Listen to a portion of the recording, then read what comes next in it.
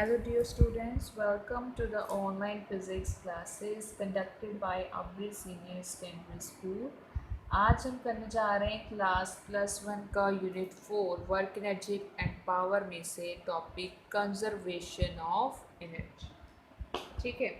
So conservation of energy के बारे में हमने पहले भी कर चुके हैं, थोड़ी बहुत एग्जांपल्स की हैं। कंजर्वेशन का मीनिंग क्या होता है, जिसमें कोई एक ऐसा सिस्टम जिसमें ना तो कोई गेन हो रहा है ना कोई लॉस हो रहा है, उसे हम बोलते हैं कंजर्वेशन।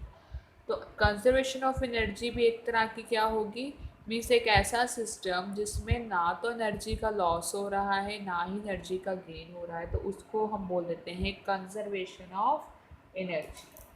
तो विदाउट एनी एग्जाम्पल हेल्प तो हम इसे सॉल्व करते नहीं हैं।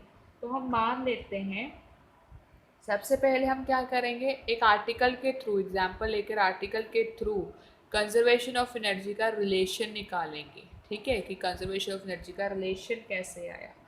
तो सपोज करो यहाँ पर है एक दीवार और इस दीवार के साथ हमने अटैच किया है एक बॉडी जिसका मास है m। ठीक है, और वो स्प्रिंग के साथ अटैच्ड है और नीचे भी क्या है, यहाँ पर ग्राउंड है। ठीक है, तो अगर आप देखो तो इस पर टोटल कितनी फोर्सेस लग रही हैं। देखो, एक तो फोर्स लगी, अगर मैं सपोज करो इसे प्रेस कर रही हूँ, ऊपर से नीचे की तरफ प्रेस कर रही हूँ इस मास को, तो एक लग जाएगी फोर्स हमारी एक्सटर्नल। ठीक है, और स्प्रिंग जो है वापस जब हम फोर्स लगा के इसे छोड़ देंगे तो फिर से वो ऊपर चला जाएगा, यानी कि स्प्रिंग भी फोर्स लगा रहा है इस पर अपवर्ड डायरेक्शन में, एक फोर्स लग रही है एफ एस यानी स्प्रिंग फोर्स। अब ये दीवार है तो दीवार के साथ क्या होगी, फ्रिक्शन भी होगी। अगर कोई चीज़ नीचे को मैं खींच रही हूँ तो वो दीवार क्या करेगी, उसे नीचे आने से रोकेगी, यानी फोर्स ऑफ फ्रिक्शन भी अपवर्ड डायरेक्शन में लगेगी। और इसका नॉर्मल रिएक्शन दीवार का विद रिस्पेक्ट टू बॉडी की लगेगा ये इस तरफ एफ में।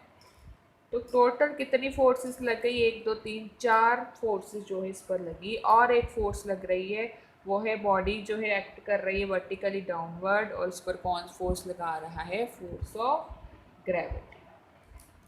तो हमने न्यूटन सेकंड लॉ किया है। न्यूटन सेकंड लॉ क्या कहता है कि जो टोटल नेट फोर्स होती है वो किसके इक्वल होती है, मास इनटू एक्सेलरेशन के इक्वल होती है। यही था हमारा न्यूटन सेकंड लॉ।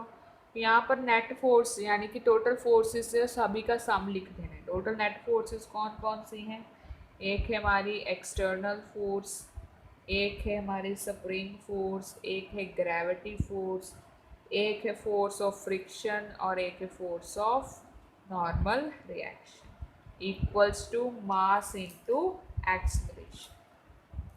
ठीक है, अब यहाँ पर देखो जो एक्सेलरेशन होती है उसका फॉर्मूला क्या होता है, change in velocity upon time. तो अगर मैं इसको dx से मल्टीप्लाई कर दूँ और dx से डिवाइड कर दूँ, x यानी कि डिस्प्लेसमेंट हो रही है स्प्रिंग की, तो ये जो dx बाई dt है ये किसके इक्वल आ जाएगा, वेलोसिटी के, change in displacement upon change in time. किसका फॉर्मूला होता है, वेलोसिटी का, यानी v into D we by D x आ जाएगा। ठीक है, सो मैं क्या करूँगी, इस वैल्यू को यहाँ पर लिख सकती हूँ एक्सेलरेशन की जगह। तो हमारे पास क्या वैल्यू आ जाएगी, F external plus spring force plus gravity force plus force of friction और normal reaction equals to mass into acceleration की जगह आप ये लिख देंगे v into D v by d x. ठीक है, यानी ये सारी की सारी क्या है, नेट फोर्सेस। तो इसको मैं एफ नेट फोर्स दोबारा लिख सकती हूँ। ठीक है, integration of F net force equals to M V into D we by D X. D X इधर मल्टीप्लाई कर दो, यानी ये भी इंटीग्रेट हो जाएगा। So total net force into D X equals to M V into D V. अब ये फार्मूला अगर आपको याद हो, फोर्स इंटू डिस्प्लेसमेंट किसका फार्मूला होता है, वर्क डन। वर्क डन होता है ना फोर्स इंटू डिस्प्लेसमेंट। तो यहाँ पर क्या हम वर्क डन लिख सकते हैं, यानी कि टोटल नेट वर्क डन की बात कर रहे हैं। मास कांस्टेंट है वो बाहर आ जाएगा, अंदर आएगा v इंटू डी वी। और वैल्यू कौन कौन सी ले रहे हैं, initial velocity to final velocity. Again W net equals to M, V की इंटीग्रेशन करो क्या आ जाएगी, वी स्क्वायर बाय 2 और यू टू वी वैल्यूज। अब डब्ल्यू नेट इक्वल्स टू 2 बाहर निकाल दो, अंदर क्या बचेगा, V square U to V. अब वैल्यू सब्स्टिट्यूट कर दो, तो वैल्यू सब्स्टिट्यूट करने के बाद क्या आंसर आ जाए, एक बार वी की फिल करो, एक बार यू की। So half M V square minus half M U square, bracket भी मैंने साथ ही ओपन कर दी। ठीक है, तो इस तरह से आपका आएगा, यानी ये जो हाफ एम वी स्क्वायर है फाइनल होती है काइनेटिक एनर्जी, तो ये आ गया के एफ माइनस, और यू वाली होती है इनिशियल, के initial. So total work done जो नेट है वो किसके इक्वल आया, के एफ माइनस के आई। और ये जो हमने अभी सॉल्व किया है ये है हमारा आर्टिकल किसके लिए, फॉर वर्क एनर्जी थ्योरम। आप बोलोगे कि हमने तो mechanical of conservation of energy निकाल दी है, तो ये तो आपने वर्क एनर्जी थ्योरम निकाल दी। सो इसी बच्चे वर्क एनर्जी थ्योरम से ही हम जो है कंजर्वेशन एनर्जी जो है मैकेनिकल कंजर्वेशन एनर्जी उसे निकालेंगे। ठीक है, और एक बात याद रखनी है कि ये जो वर्क एनर्जी थ्योरम है ये वैलिड होती है फॉर ऑल सम्स और always valid. This work energy theorem is always valid for all sums। ठीक है, क्लियर है, यहाँ तक क्लियर है सबको। तो अभी हम आगे करते हैं इसे सॉल्व, फिर ही हमारे पास क्या आ जाएगी, कंजर्वेशन ऑफ मैकेनिकल एनर्जी। अच्छा, तो मैं ये रब करने जा रही हूँ यहाँ से।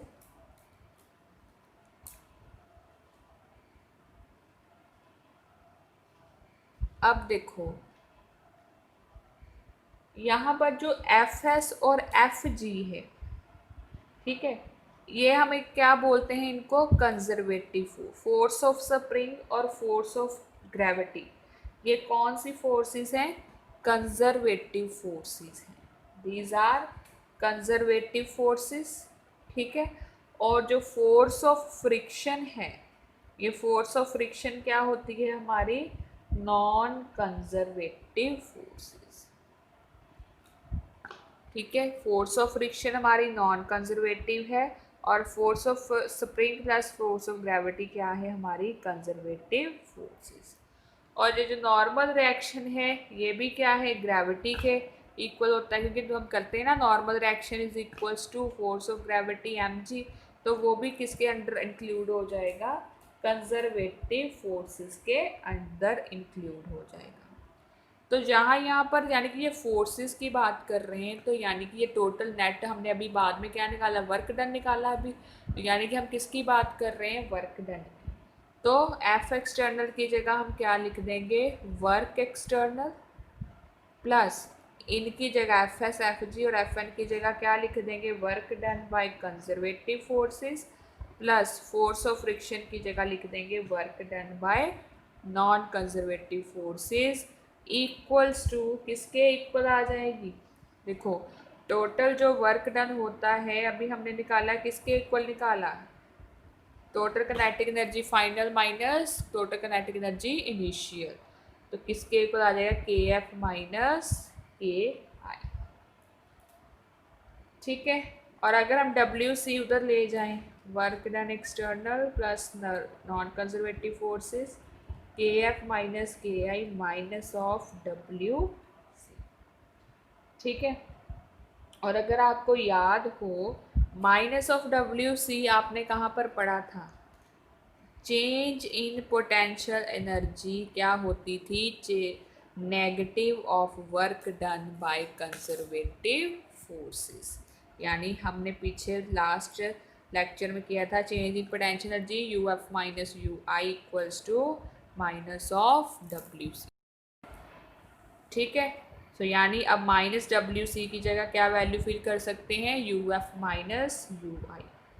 सो work done external plus the non conservative force equals to, यहाँ पर वैल्यू फिल कर दो, के एफ माइनस के आई माइनस डब्ल्यू सी की जगह यहाँ प्लस डाल के यू एफ माइनस यू आई। अब फाइनल वाले एक साथ कर दो, इनिशियल वाले एक साथ कर दो, क्या आ जाएगा के F plus U F minus of के आई प्लस यू आई। ठीक है, सो दिस इज, अब क्योंकि मोस्टली क्या है ये, इसी से हम निकालेंगे अपना कंजर्वेटिव फोर्स का फॉर्मूला। ठीक है, ये भी वैलिड है, ये फॉर्मूला भी आपका वैलिड है, लेकिन अभी हम इसे और सॉल्व कर सकते हैं। इसे आप नाम दे दो फॉर्मूला नंबर 1। ठीक है, तो इन 80% क्वेश्चंस में क्या होता है, ना तो कभी एक्सटर्नल फोर्स होती है, ना ही सरफेस स्मूथ होती है। सो यानी कि जो फोर्स ऑफ फ्रिक्शन है या फोर्स ऑफ स्प्रिंग या ग्रेविटी कुछ भी नहीं होता इन 80% क्वेश्चन। तो वहाँ पर क्या हो जाता है कि जो जे है नॉन कंजर्वेटिव फोर्स का वर्क डन और एक्सटर्नल फोर्स का वर्क डन क्या हम ले लेते हैं, ज़ीरो कंसीडर कर लेते हैं। सो देयरफॉर क्या टर्म आ जाएगी हमारी, 0 इक्वल्स टू के F plus U F minus of के आई प्लस यू आई। तो यानी ये टर्म उठाकर इधर रखोगे तो क्या आ जाएगा, kinetic energy final minus potential energy final equals to kinetic energy initial plus potential energy initial. और अब ये जो सेकंड फार्मूला आपका आया है, फार्मूला सेकंड, इसे हम क्या बोलते हैं, this is called conservation of mechanical energy. इसे ही हम क्या बोलते हैं, कंजर्वेशन ऑफ मैकेनिकल एनर्जी। और आप इसे कैसे लिख सकते हो, जैसे ये के F minus U F means ये टोटल एनर्जी किसकी बात कर रहे हैं, फाइनल एनर्जी की, ई एफ, और ये है टोटल एनर्जी इनिशियल की। सो ई एफ इक्वल्स टू ई आई से भी आप इसे रिप्रेजेंट कर सकते हो। सो एक एग्जाम्पल लेके, न्यूमेरिकल लेके हम करते हैं इस फॉर्मूला को कैसे यूज़ कर सकते हैं। सपोज करो यहाँ पर कोई बॉल है और वो ग्राउंड से कितनी हाइट ऊपर है, h हाइट ऊपर है। ठीक है, और उसकी इनिशियल स्पीड 0 होगी, यानी ऊपर हाइट से ही उसे हमने फेंकना है ग्राउंड की तरफ।